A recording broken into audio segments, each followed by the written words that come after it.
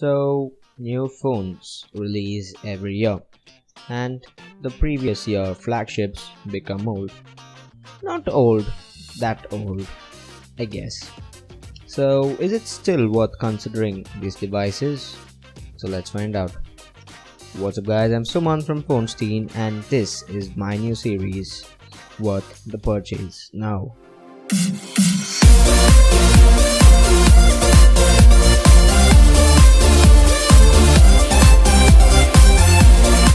So today's guest is the Moto X 2014. So you all know Moto changed the way we look at flagship devices, and Moto X definitely did the same.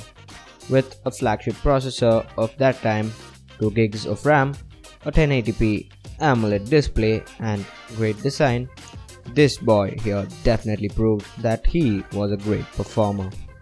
So in today's world where 2GB is used in low-end devices and octa-core is the talk of the town, how does it perform? So I'm sure most of you are familiar with the design and it definitely feels great in hand.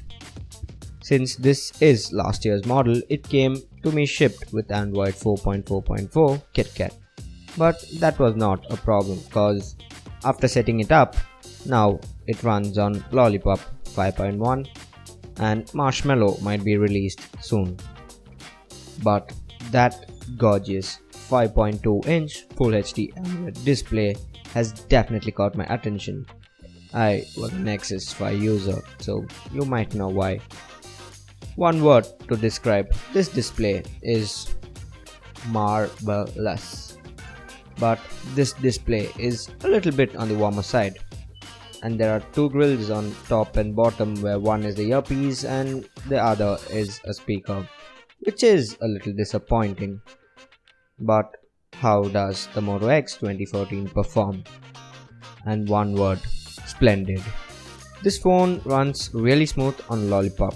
So while multitasking there are no lags or stutters and everything is smooth. There are no frame drops while there are transitions which actually makes the user to have a seamless experience. So games these days have improved a lot. And can this boy handle it? Yup, like a breeze. Even high-end titles work really well on this, and with that amazing display you will definitely have an immersive gaming experience. But when I tried to install NFS No Limits, it showed that the device was incompatible, and I really don't know why. But I can definitely promise that this is really a great performer.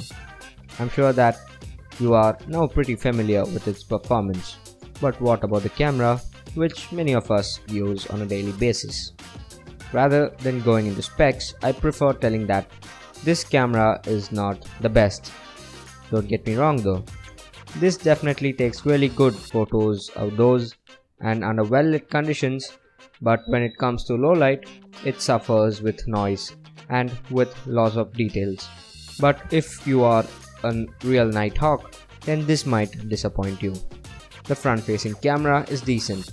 It can take some convincing shots with not a whole lot of loss in details. But as a whole, the camera is a decent performer and great for some outdoor shots.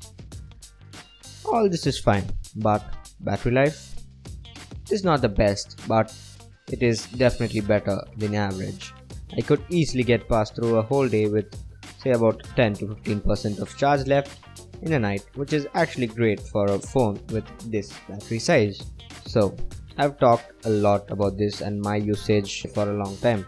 So when you take a look as a whole, the Moto X 2014 is definitely a great phone and is value for its price, which will definitely satisfy you. So the question of the series, is it worth the purchase now? Yes it is.